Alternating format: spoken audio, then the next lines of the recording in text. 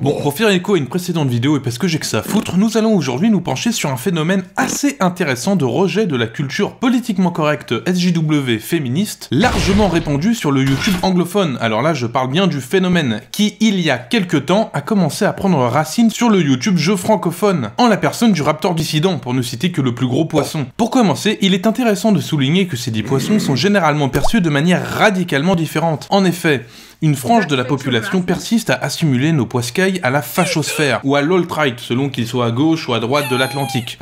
La fachosphère étant un terme assez vague, souvent accolé à un concept flou, celui de la haine, et à moins d'être dans la tête du dit haineux pour savoir s'il s'agit effectivement de haine, toute réprimande par utilisation de ce concept se rapproche, disons-le clairement, du délit d'opinion.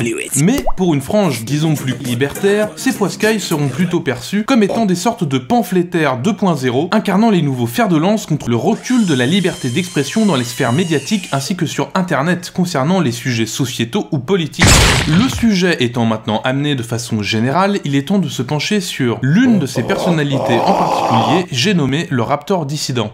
Pour commencer, je vais tenter d'expliquer la principale reproche que j'ai pu formuler à l'égard du Raptor en expliquant ce que j'avais voulu faire passer dans la dite précédente vidéo. Concernant cette vidéo, bien que le but premier était tout simplement de faire rire avec de l'humour what the fuck, j'y avais également formulé une critique de la forme du discours du Raptor. Et oui, on s'en bat les couilles, mais elle était là. En effet, pour revenir au Raptor, bien que son avatar, son champ lexical, ses punchlines soit finalement la chose qui rende son discours plus ludique et attrayant pour toucher plus de monde, c'est également malheureusement aussi ce qui fragilise le fond de son discours, de ses analyses idéologiques ou sociétales, qui pourtant valent le détour. En gros, pour résumer, on peut dire que cette vidéo était, entre parenthèses pour les cerveaux déter s'amusant à décortiquer une vidéo d'animation pourrie de 2 minutes, une critique de la forme du discours du Raptor qui, pour moi, rend inaudible le fond de son discours. C'est d'ailleurs pour ça que je lui ai envoyé un MP au Raptor pour qu'il me donne son avis sur la question, mais visiblement la vidéo n'a pas dû lui plaire, ou le MP s'est perdu dans la masse des autres messages qu'il doit recevoir chaque jour. Alors après, j'entends bien les contre-arguments que vous pourriez me formuler au niveau du Raptor et de son discours. Vous pourriez très bien me rétorquer que le fond et la forme sont assez indissociables l'un de l'autre. En effet, des réflexions et des idées comme celle du Raptor, on peut effectivement en trouver sur YouTube comme dans la vie de tous les jours. Et c'est peut-être justement la façon dont ces idées sont mises en forme qui retient notre attention. Un cas percutant qui insulte à tout va, provoquant les plus fervents champions de la team premier degré. C'est pour beaucoup quelque chose de plutôt marrant et agréable à regarder. Adoucir la forme ou lui retirer son originalité et son côté politiquement incorrect, ce serait rendre le poisson quelque peu insipide aux yeux de pas mal de viewers. Vous pourriez également me sortir que le Raptor s'est très clairement placé dans une logique de clic, pour faire le maximum de vues pour que son boulot soit rentable. Alors peut-être qu'être plus posé permettrait d'approfondir et de véritablement réfléchir, mais ce serait aussi et surtout sacrifier les attraits des vidéos au profit d'un plus petit nombre qui ne représente sûrement pas les attentes du Raptor. Plus simplement, peut-être que le Raptor n'est pas dans une logique de réflexion, ou qu'il préfère faire ce qu'il fait actuellement. Donc, ce à quoi j'ajouterai que je suis en partie d'accord. Alors, avant de dire que je me contredis, laissez-moi argumenter et dérouler mon raisonnement. Je n'ai pas fait que critiquer la forme de son format. J'ai bien souligné précédemment que la forme actuelle rendait ces vidéos plus attrayantes, mais surtout plus faciles à digérer pour un plus grand nombre de cerveaux. Concernant les arguments de la logique du clic, entre parenthèses, un impératif pour tout créateur de contenu consciencieux cherchant à valoriser le travail qu'il a produit. Concernant les arguments de la logique du clic, ces arguments sont tout à fait valables dans le cas d'un youtubeur cherchant à se créer une audience. Mais dans le cas du Raptor, son audience est maintenant largement au rendez-vous. L'impératif du clickbait n'est plus nécessaire pour lui. De plus, on a affaire à un polémiste, limite pamphlétaire, qui la plupart du temps est là pour émettre une critique sociétale ou politique, ou plus simplement pour taper sur une idéologie en créant des arguments pour mettre en exergue les incohérences de raisonnement que celle-ci, donc je parle de l'idéologie, produit sur le cerveau d'un ou d'une contaminée. Un exemple parfait de ce que je viens de décrire étant la vidéo sur Seclin, qui n'avait pas pour but de casser du sucre sur la personne de Marion Seclin, mais juste de mettre en exergue les incohérences de raisonnement qu'une vision du monde idéologisée avait produit sur celle-ci. Pour résumer, bien que son format actuel de vidéo soit très certainement la raison pour laquelle sa chaîne a explosé, s'il n'en change pas, vu l'envergure qu'il a atteint, il finira par se faire torpiller comme cela commence déjà à arriver. Ses détracteurs utiliseront, alors petite parenthèse encore une fois, quand je dis détracteurs, je parle surtout du staff de YouTube ou Twitter, pataugeant complètement dans le politiquement correct et l'idéologie SJW. Il suffit de voir qui sont les personnages s'étant fait bannir de Twitter dans la sphère anglophone. Ce sont eux ces détracteurs les plus dangereux qui finiront par systématiquement donner raison à ceux qui signaleront ces vidéos en prétextant qu'effectivement il s'agit de haine, en faisant mine de ne pas comprendre le fond de la vidéo. Encore une fois, la vidéo de Seclin est un parfait exemple. Ces détracteurs Twitter. Alors là, je passe aux détracteurs plus courants, ceux que l'on peut croiser dans la section commentaires sur Twitter ou plus généralement sur Internet, utiliseront, après avoir échoué sur le plan des arguments et des idées, des prétextes fallacieux pour striker ses vidéos, comme cela s'est déjà produit. Ce qui l'obligera, s'il veut toujours préserver la forme de ses vidéos qui a fait son succès, dans la mesure où il cherche à clairement valoriser et à rentabiliser le plus possible son travail, à ne plus aborder les sujets les plus sensibles, à ne plus s'attaquer aux idéologies qui ont de l'influence dans l'idéosphère. Ceci étant dit, il fait ce qu'il veut. Je ne suis pas là pour juger son contenu. J'essaie juste de poser par écrit l'analyse qui m'a inspiré à faire cette précédente vidéo de merde. Je ne dis pas que j'ai raison, mais moi qui me réjouissais de l'arrivée dans le YouTube game français d'une tronche aux analyses percutantes capable de faire perdre du terrain à l'idéologie SJW, ça me ferait chier qu'il se fasse bouffer. Cela s'apparenterait pour moi à du gâchis. Pour moi, le Raptor fait partie de ces rares personnes qui, après avoir écouté ce qu'elles ont à dire, te réveillent le cerveau, te donnent envie de réfléchir. En témoigne le débat qui a suivi le drama Raptor versus Sommet sur le YouTube game français, avec une flopée de commentaires et de vidéos vachement construits qui se sont mis à apparaître de tous les côtés sur YouTube. Un conceptuel qui utilise sa propre grille de lecture pour se faire une vision du monde qui l'entoure, sans avoir besoin d'une culture annexe qui lui foutrait des œillères. Par essence, c'est le genre de gars capable de bousculer les choses sur le plan des idées. Encore une fois, la forme actuelle du contenu du Raptor provoque inutilement les parasités, ceux qui, à la fois, empêchent une prise de conscience de ces dits parasités, car devenus sourds aux arguments exposés, et augmentent bien entendu de façon drastique le risque que ces dits parasités signalent la vidéo, ce qui est doublement contre-productif. Maintenant, pour aborder l'argument du oui, mais la forme de ces vidéos participe au combat contre le politiquement correct. Mais le politiquement correct n'est qu'un symptôme. La forme de ces vidéos ne s'attaque que au politiquement correct. Le fond, lui, s'attaque à la racine du problème, à l'idéologie. Donc je trouve dommage que le traitement perde en efficacité juste pour mieux traiter les symptômes. Pour moi, le Raptor est au moins du même level que Sargon of Akkad ou Paul Joseph Watson, et d'après moi, ces vidéos devraient ressembler à celles de Sargon of Akkad, ce qui limiterait énormément les failles dans lesquelles pourraient s'engouffrer les censeurs, cherchant un prétexte pour striker ces vidéos. Mais ça n'engage que moi, un no-name à la tête d'une chaîne YouTube microscopique. Bon, mais je vous vois venir, je sais ce que vous allez me répondre. S'il abandonne le format actuel, ce qui, entre parenthèses, est une grosse prise de risque, pouvant se montrer peu concluante, il se détacherait certainement d'une partie de son public. Un public qui veut du drama et des punchlines, et non des analyses politiques plus ou moins poussées. Encore une fois, je suis d'accord avec cette analyse, mais comme dit précédemment, si le Raptor continue de garder la même forme pour son contenu YouTube, avec l'envergure qu'il a pris, il ne pourra plus aborder les sujets politiques sulfureux. Il ne pourra plus s'attaquer aux idéologies, sous peine de se voir striker systématiquement.